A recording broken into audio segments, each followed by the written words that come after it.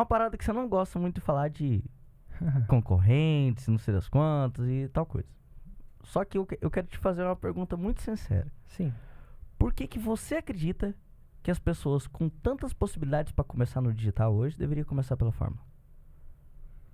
Assim, pessoalmente, vai ser difícil de falar. Porque eu desconheço, não quer dizer que não tenha, alguma coisa que funciona tão bem e tem tanto histórico que funciona tão bem todo santo dia. Quase todo santo dia eu entrevisto um novo aluno da Fórmula que está fazendo 6 em 7 nesse exato momento. Hoje eu entrevistei. Ontem eu entrevistei. Anteontem, foi domingo, eu não entrevistei. Mas na sexta passada eu entrevistei. Na quinta, não entrevistei porque deu falha na internet. Mas na quarta eu entrevistei.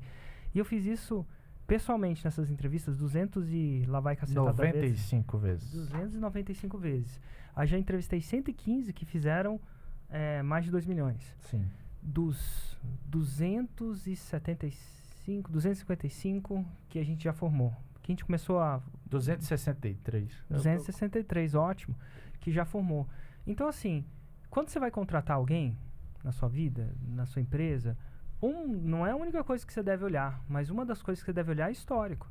Qual é o histórico dessa pessoa? Será que ela já fez esse determinado... Sei lá, você vai contratar um arquiteto? Você vai olhar. Me mostra as casas que você fez aí. Aí você vê se as casas é a casa que você gosta. No nosso caso, não é casa, é resultado. Resultado é 6 em 7. Diferentes pessoas, diferentes backgrounds, do absoluto zero. Gente que não tinha, sei lá, nem a 8ª série. Nada de errado com o ensino formal, mas não tinha a 8ª série. Então, eu acho que esse é o ponto forte da Fórmula, é histórico. E assim, eu ensino a vender.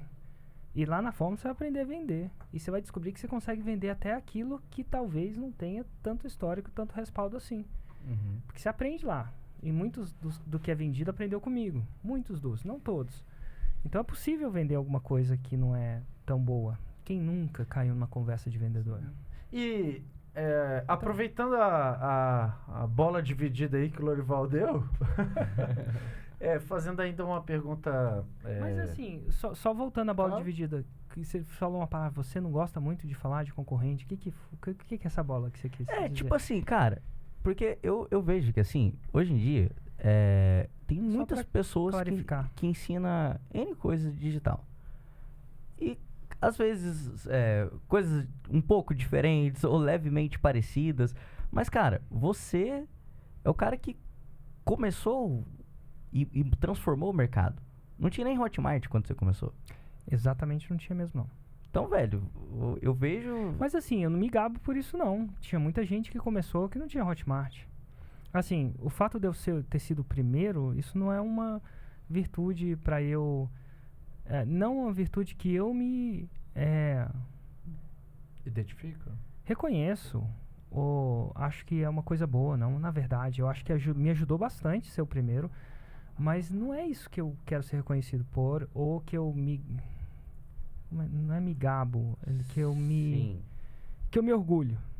O que eu me orgulho é estar gerando resultado desde lá e estar gerando resultado hoje. Assim, eu não me orgulho por tempo de serviço, não. Quantas vezes alguém vem para a IGD, vai fazer uma entrevista de tempo de serviço? Olha, legal, um bom indicativo, agora eu quero ver seu trabalho. Você vai contratar um arquiteto, o arquiteto lá tem 50 anos de serviço. Eu falo assim, não, muito bom, e cadê a casa? Então, assim, eu quero ver casa que você está construindo... Deixa eu ver seu portfólio, né? Deixa eu ver seu portfólio. Quero ver casa que você está construindo dia após dia. Então, esse é o orgulho que eu tenho. Mas, e ainda voltando, mas continua, até você chegar em relação ao concorrente e tal. Não, é porque assim, por que eu vou comprar outros produtos de pessoas que podem ser concorrentes suas ao invés de eu ir comprar a sua fórmula de lançamento? Eu não sei. Eu acho que a vantagem da fórmula é histórico.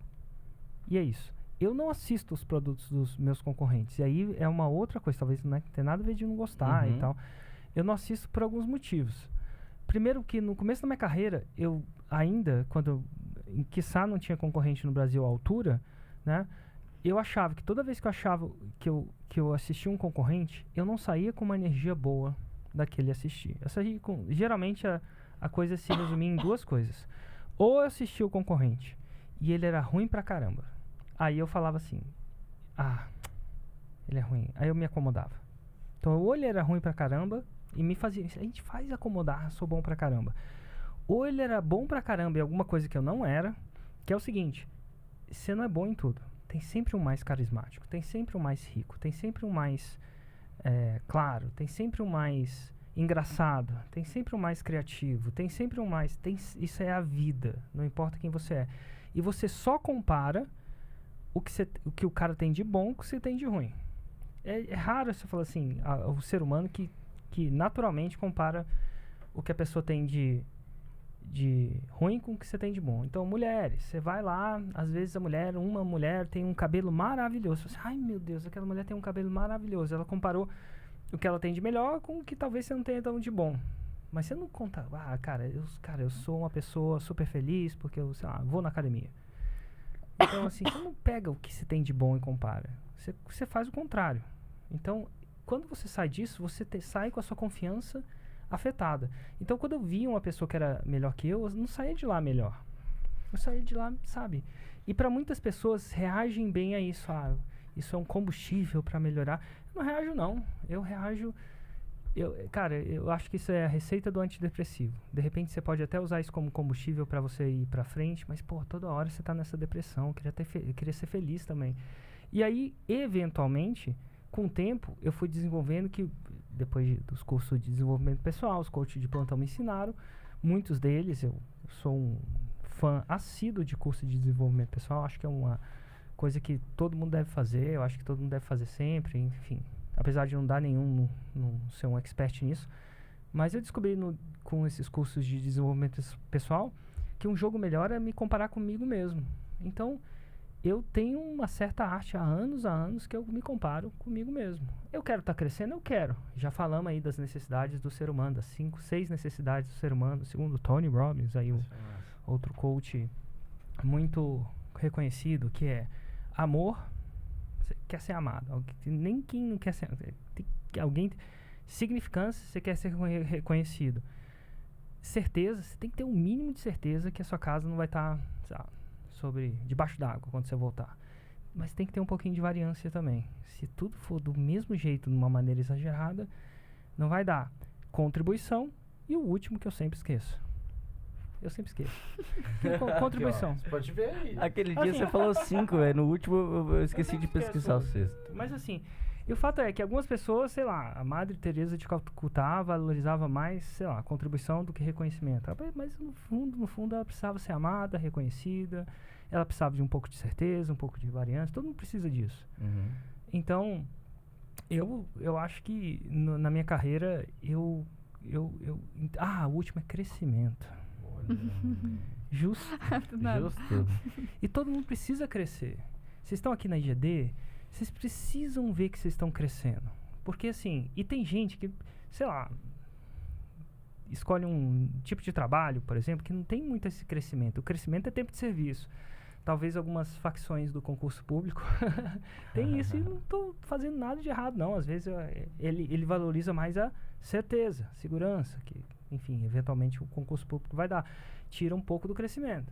Uhum. O cara que entra no nosso mundo, ele tem um quê de crescimento maior. Tem um quê de variância maior. Quem vai entrar no mundo de empreendedorismo se não quer ter variância? Muda governo, muda economia, muda o Facebook, tá tudo mudando o tempo inteiro. Às vezes a gente não quer que mude. Então a gente valoriza um pouco de variância. Senão a gente estava, sei lá, numa repartição pública. Nada de errado, inclusive, mas não tem muita variância. Depende da repartição, é claro, mas segundo o que meus pais falam, não tem tanta variância assim. Tava tudo escrito do jeitinho que era escrito, você só tinha que, enfim, andar naquela cartilha e você sabia o que ia acontecer com você nos próximos 30 anos. Inclusive, você podia ver exatamente o que ia acontecer depois de 5 anos, 10 anos, 30 anos, 40 anos, para quem fica lá. 40 anos, né? Então, voltando a isso, eu acho que proteger a sua confiança é muito importante. E eu comecei a perceber que eu consegui o meu crescimento não necessariamente olhando e me comparando com os meus concorrentes, porque eu saía numa situação ou na outra. E as duas não eram boas para mim. E eu não queria entrar no antidepressivo. Então eu comecei a me comparar comigo mesmo, porque aí eu continuo tendo reconhecimento. E reconhecimento de quem? Dos meus alunos. Eu continuo tendo amor. Porque assim, o tipo de transformação que a gente faz é muito significante na vida das pessoas. 6 em 7, criação de um negócio. Isso tem a ver com as liberdades que ela passa a ter, de morar onde ela quiser. Isso traz uma gratidão muito grande. A gratidão, ela expressa em amor. Então, eu tenho isso. Eu tenho minha fatia de certeza. Eu sei mais ou menos como é que o lançamento vai se comportar. A gente planejou os números da empresa, a gente tem uma noção. Mas eu tenho uma certa fatia de variância.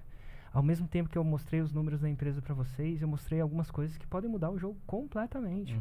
Sabe, no final do ano, a gente pode sentar e ver faturamento, impacto, e a gente pode simplesmente crescer muito mais, ou muito menos. Então, tem a variância. Então, e tem significância também. Qualquer pessoa que entra no mercado digital, você passa a ter uma certa significância quando você constrói uma audiência, né? Enfim, então, mas nenhuma dessas coisas era alimentada por eu olhar meus concorrentes. Agora, eu conheço muita gente que não tem essa vibe, essa energia de olhar os concorrentes e não vê desse jeito. E aí eu recomendo você olhar mesmo. Mas para muitas pessoas, olhar concorrente, ele é tão bom nisso, ele é tão bom naquilo, você esquece tudo que você é bom, você só vê tudo que você é ruim.